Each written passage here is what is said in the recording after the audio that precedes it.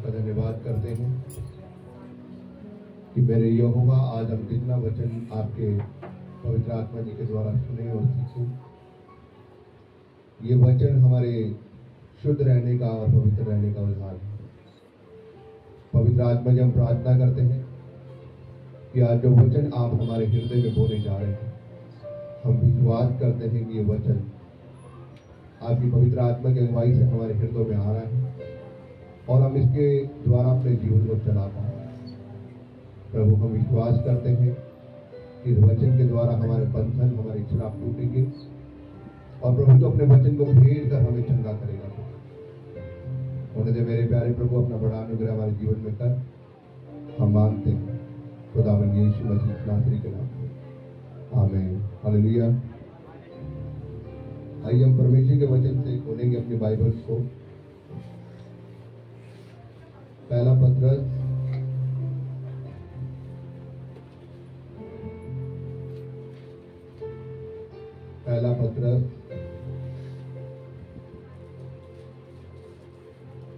उसका 4 अध्याय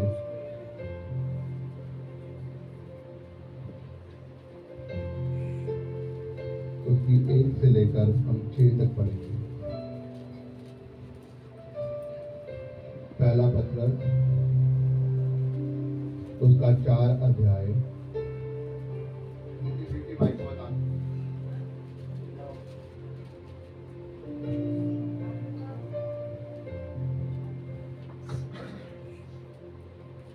जिसको मिल गया उसकी आवाज से पढ़ेंगे।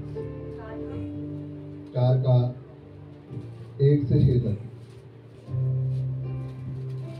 इसलिए जबकि मसीह ने शरीर में होकर दुख उठाया, तो तुम भी उसी मनसा को हथियार के समान धारण करो। हालेलुया। प्रभु यीशु मसीह का वचन कह रहा है, इसलिए जबकि मसीह ने शरीर में होकर दुख उठाया, तो तुम भी उसी मनसा को क्या करो? हथियार बनाकर धारण करके क्या करो?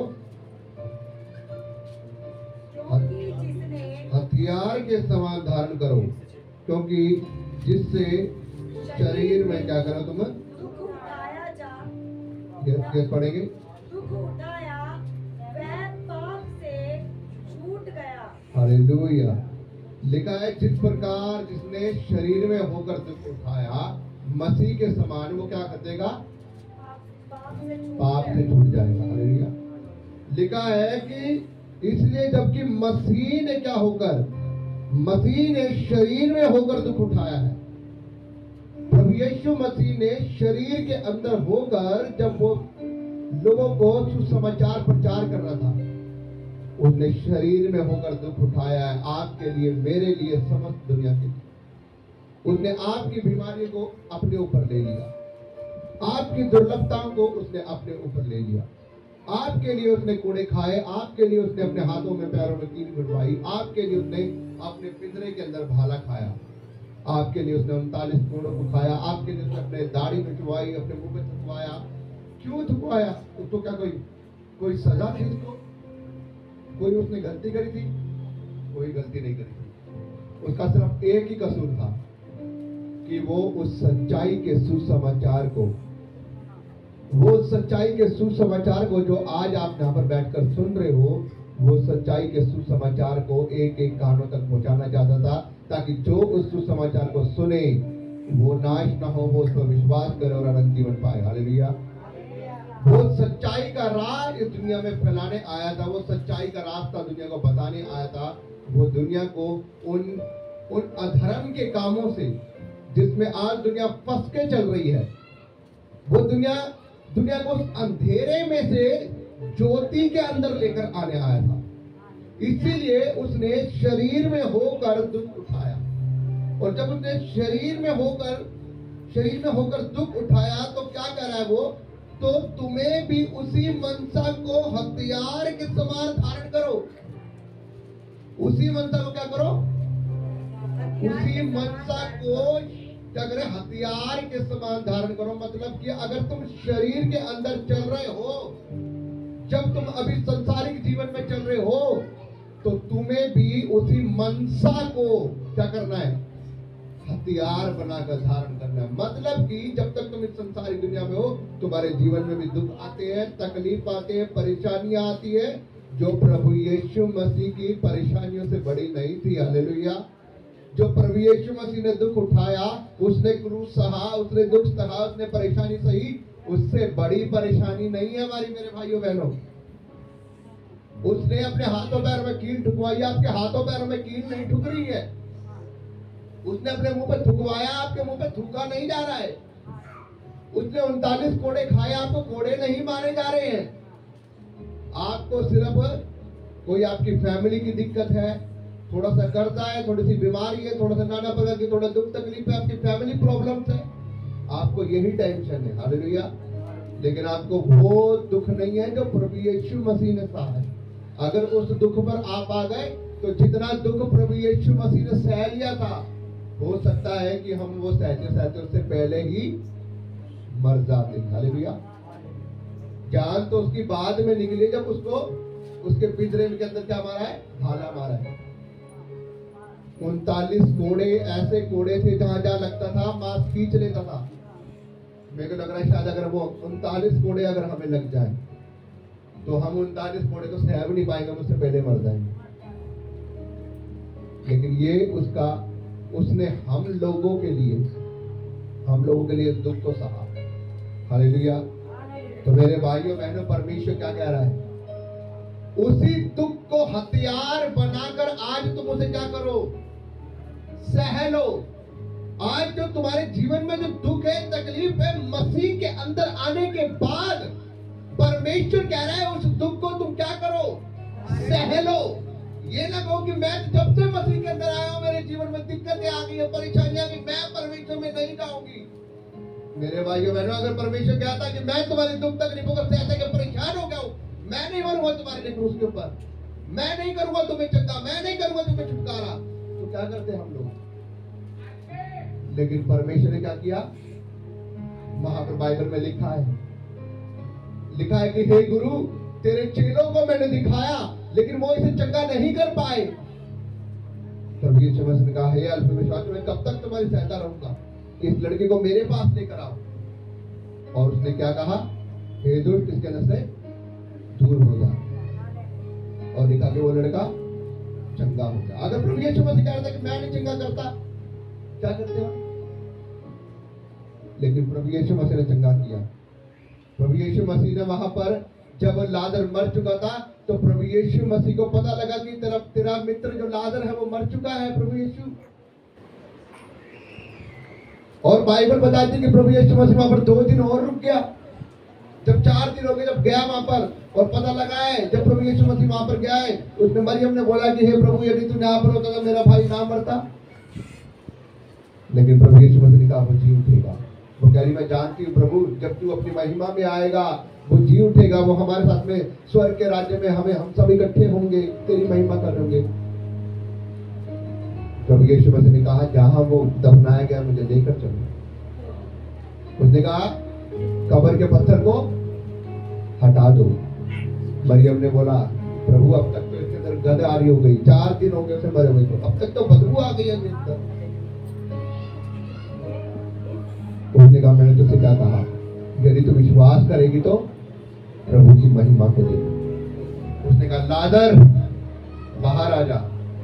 और लिखा है 4 दिन का मुर्दा लाजर मुर्दों में से उठ के बाहर आ गया। Hallelujah, hallelujah. परमेश्वर ने हमारे हर एक मुश्किलों को उसने हल किया।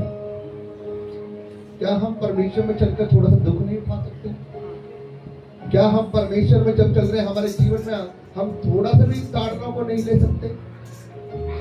क्या हम थोड़ी से भी दुख को, तकलीफ को अपने जीवन में सहन नहीं कर सकते?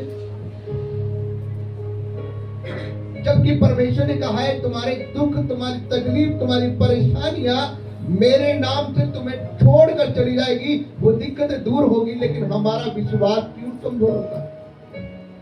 क्यों हमारा विश्वास टूटता है, जबकि हमारा विश्वास ये होना चाहिए कि प्रभु तू मुझे चंगा कर या ना कर, तू मुझे कुछ दे या ना दे, तू मुझे भले प्रभु कितने भी दुख में क्यों रख, प्रभु तू ही मेरा परमेश्वर है। हालेलुया। अय्यूब पूरी जिंदगी परमेश्वर का धन्यवाद करता रहा। उनके जीवन में दुख आई, तकलीफ आई, उसका सब कुछ बर्बाद हो गया, उसके बच्चे भी मर गए, सब कुछ हो गया, भेड़ बकरियां सब चुरा लिए गए। कहां धनी होने के बावजूद, कहां वो परमेश्वर की परीक्षा को देते देखते बिल्कुल कंगाल हो गया, तब भी वो यही कह रहा है प्रभु की महिमा हो। और उसकी स्त्री उसे क्या कह रही है पता है? अरे तेरे परमेश्वर ने धीरे धीरे करके तेरा सब कुछ ले लिया, अब क्या कर, अपने परमेश्वर को कोस, उसको गाली दे और क्या हो, मर जा। लेकिन वो कह रहा कि तू एक मुंड स्त्री है, तू एक मूढ़ स्त्री है, तू एक मूर्ख स्त्री है। कह रहा जब तक परमेश्वर हमें अच्छा अच्छा दे रहा था, जब तक तो हम खुश थे, अब क्या थोड़ी सी दिक्कत आ गई, थोड़ी सी परेशानी आ गई, थोड़ा सा जीवन में संघर्ष आ गया, क्या हम परमेश्वर को छोड़ दें? परमेश्वर, अय्यूब ने वहां पर कहा परमेश्वर ने दिया और परमेश्वर का नाम मुबारक हो। हालेलुया, धन्यवाद। तो जब परमेश्वर देना जानता है, वो लेना भी जानता है। जब आप अपनी हर दुख में, तकलीफ में अगर आप परमेश्वर के साथ खड़े हो, तो वो आपको शिरोमणि बनाने की ताकत रखता है। हालेलुया। लेकिन मेरे भाइयों बहनों, परमेश्वर अपने वचन में ये देखता है कि आपका विश्वास उसके साथ किस प्रकार का है, आप किस प्रकार से, किस मनसा से उसके पीछे होकर चल रहे हो। क्या आप चंगाई लेने के लिए आ रहे हो? क्या आप सुख विलास ही लेने के लिए आ रहे हो? या आप दुख तकलीफ में भी उसके साथ बने हुए हो? हालेलुया। बाइबल बताती है जब अय्यूब के ऊपर दिक्कतें आ गई, परेशानियां आई, उसने यीशु मसीह को कोसा नहीं। बहुत से लोग आकर उसको धिक्कारने लगे, उसको गालियां देने लगे, तूने जरूर कोई ना कोई बड़ा पाप किया होगा, तूने ऐसा कोई गुनाह किया होगा जो तेरे ऊपर विपत्ति आ गई है। उसने कहा क्या मैं जानता नहीं? क्या तुम मुझसे ज्यादा परमेश्वर के बारे में जानते हो? क्या मुझे क्या पता नहीं है कि मेरा परमेश्वर मुझसे कितना प्रेम करता है? और वो लोगों को सफाइयां देता रहा, सफाइयां देता रहा। लेकिन बाइबल में लिखा है जब उसका विश्वास परमेश्वर ने देखा कि इसके ऊपर दिक्कतों पर दिक्कत आ चुकी है और ये अभी भी हार नहीं मान रहा है, अभी भी ये मेरा धन्यवाद कर रहा है, यहाँ तक कि इसका सब कुछ बर्बाद हो गया, इसका शरीर भी जख्मों से भर गया, ये पूरा बीमार हो चुका है, मरने पर है, तब भी विश्वास पे बना हुआ है। तो बाइबल में लिखा परमेश्वर ने उसके विश्वास के द्वारा उसे क्या किया? पहले तो उसे चंगाई दी, फिर धीरे धीरे करके जो कुछ उसका गया था उसका 2 गुना उसको वापस दिया। Hallelujah, hallelujah. उसका जितना धन संपत्ति गया था उसके 2 गुना उसे वापस दिया। क्यों दिया आपको पता है? क्योंकि वो अपनी परीक्षा में, अपनी दिक्कतों में, अपने परेशानियों में अपने खुदावन के साथ, अपने प्रभु के साथ वफादार रहा था।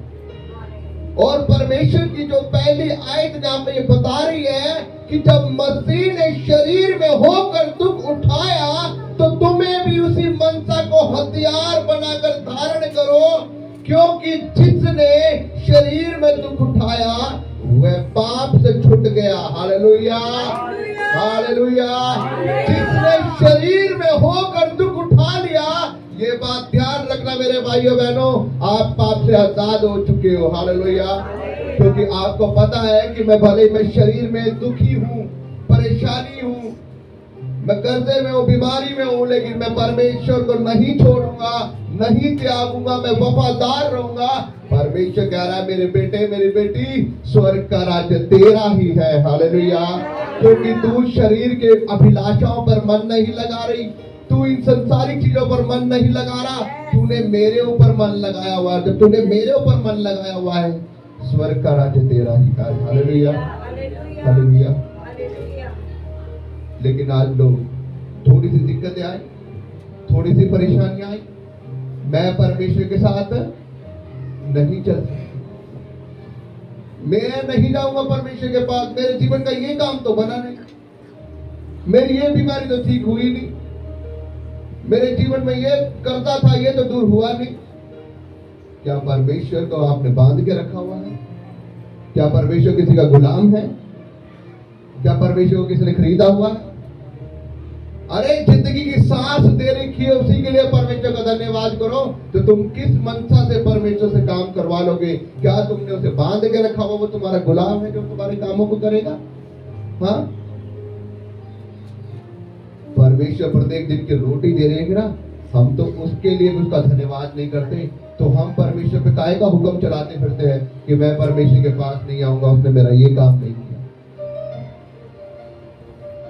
परमेश्वर कहता है यदि अगर मैंने अपनी आय पर आया तो मैंने 2 मिनट के लिए फिल्टर तुम्हारा नाक का बंद किया, तो उसमें भी तुम्हें हजारों रुपए जाके तुम दे दोगे हॉस्पिटल में, लेकिन परमेश्वर के भवन में हम 1 रुपया तक नहीं दे सकते। परमेश्वर के कामों के लिए हम समय तक नहीं निकाल सकते। लेकिन अगर परमेश्वर 2 मिनट के लिए फिल्टर को बंद करता है नाक के, तो हम दौड़े फिरते हैं हॉस्पिटलों में, लाइनों में लगकर। वहां अगर डॉक्टर एक बार पर्ची बना के दे देगा ना 15,000 रुपए की दवाई है, वहां भी भाग कर जाते हैं और खर्चते हैं 15,000 रुपए। लेकिन यहाँ परमेश्वर कुछ नहीं मांग रहा, फ्री में वो सांसें दे रहा है, फ्री में वो हमारी हेल्थ को चंगा कर रहा है, हमें ठीक रख रहा है। लेकिन हमारे पास इतना समय नहीं कि हम परमेश्वर को धन्यवाद की भेंट भी चढ़ा सके। हालेलुया। और जबकि परमेश्वर का वचन बताता है मैं तुमसे क्या मांगता हूं, मैं तुमसे क्या मांगता हूं, मैं सिर्फ तुमसे यही मांगता हूं कि तू वो पूरे रूह सच्चाई के साथ, पूरा ईमानदारी के साथ, पूरा आत्मा और सच्चाई के साथ अपने परमेश्वर का धन्यवाद कर। और तुम मुझे क्या दे सकते हो? सब कुछ तो तुम्हें मेरा दिया हुआ है, तो तुम मुझे मेरा क्या चढ़ाओगे? पढ़ेंगे यह परमेश्वर की दूसरी आयत को, ताकि भविष्य में अपना शेष शारीरिक जीवन मनुष्यों की अभिलाषाओं के अनुसार नहीं वरन परमेश्वर की इच्छा के अनुसार व्यतीत करें। हालेलुया।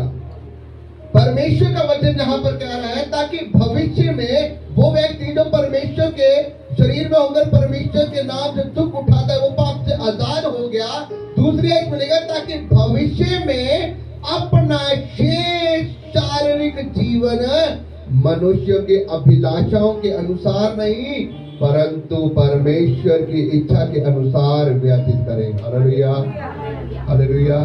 समझ रहे हैं आप इसका मतलब क्या कह रहा है परमेश्वर का वचन? कितने लोग समझ रहे हैं? परमेश्वर का वचन बता रहा है ताकि जब तुम भविष्य में, जब तुम अपने जीवन में तुम जीवन को व्यतीत कर रहे हो, तुम शारीरिक अनुसार, शरीर के अनुसार नहीं परंतु तुम्हें आत्मा के अनुसार अपने जीवन को चलाना है। क्योंकि जो शरीर के अनुसार चलता है वो शरीर की बातों पर मन लगाता है, जो आत्मा के अनुसार चलता है वो आत्मा की बातों पर मन लगाता है। हालेलुया। जो आत्मा के अनुसार चलता है वो परमेश्वर के साथ होकर चलता है, वो परमेश्वर को प्रसन्न करने की करता है। उसको ये रहता है कि मैं खुदावन को कैसे प्रसन्न कर सकता हूँ और मेरा खुदावन मेरी किन किन बातों से नाराज होता है। इसलिए वो हर उस काम को अपने से अलग करेगा जो खुदावन को पसंद नहीं होता।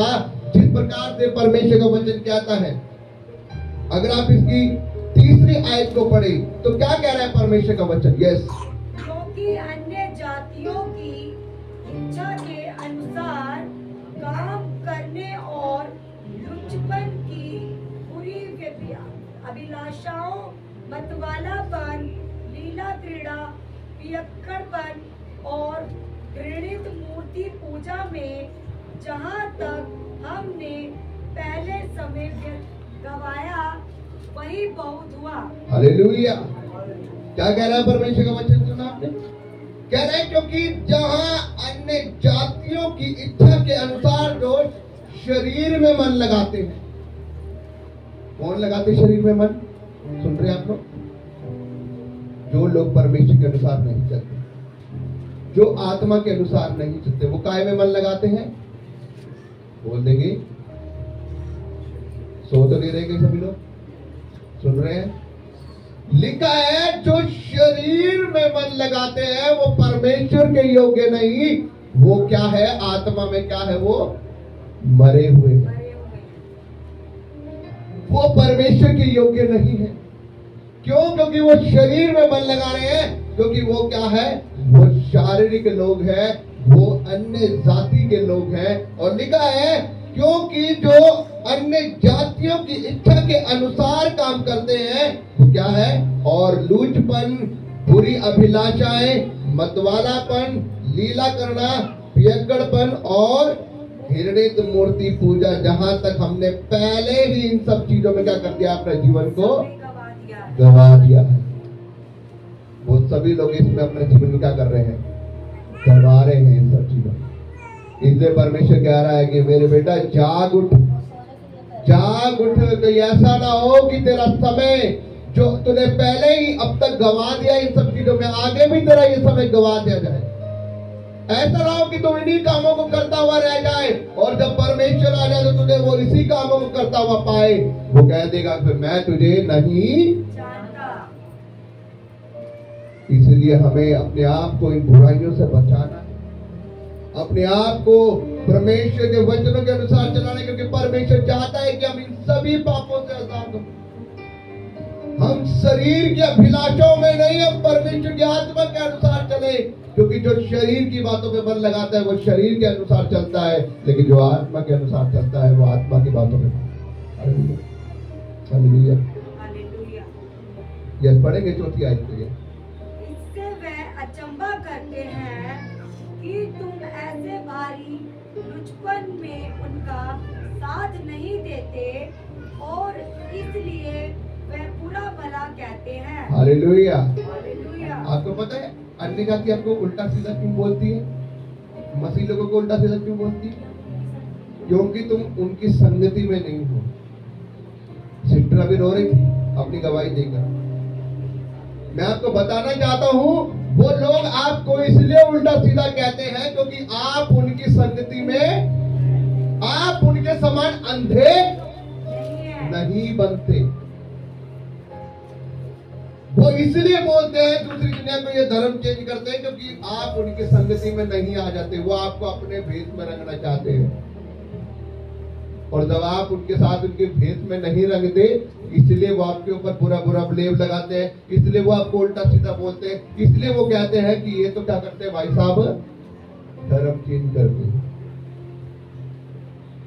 क्योंकि बाइबल यहाँ पर क्या कह रही है, लिखा है इससे वे अचंभा करते हैं कि तुम ऐसे भारी लुचपन में, ऐसे भारी लुचपन में उनका साथ नहीं देते, इसीलिए वे बुरा भला कहते हैं। हालेलुया। इसका मतलब ये है कि वो ये कहते हैं कि भाई साहब अगर मैं रिश्वत ले रहा हूं तो तू भी थोड़ा सा ले, दोनों जने मिलकर बांट लेंगे। और किसी को पता, अगर मैं विचार कर रहा हूं तो भाई साहब आजा तू भी कर ले, एक मेरे साथ रह जाएगी, एक तू भी रख लियो। हाँ, एक को छोटी वाली को मैंने रखने का, बड़ी वाली को तू भी रख लियो भाई साहब। लेकिन परमेश्वर का वचन कहता है जो इन सब चीजों से भागता है वो परमेश्वर की योग।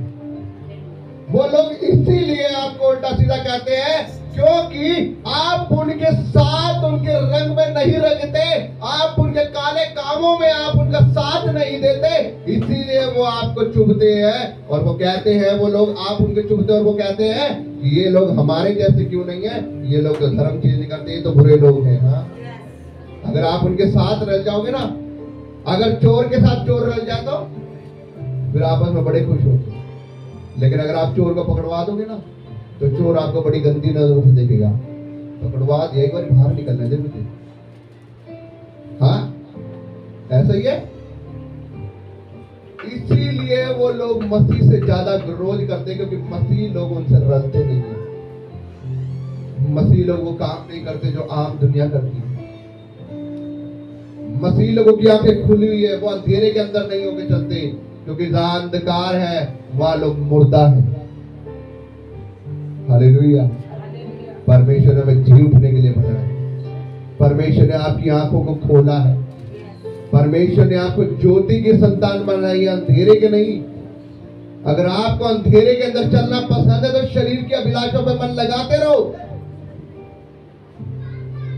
लेकिन परमेश्वर का वचन साफ कह रहा है कि आप उनके लुचपन में उनका साथ नहीं देते, इसलिए वो आपको सताते हैं और इसलिए वो आपको बुरा भला कहते हैं।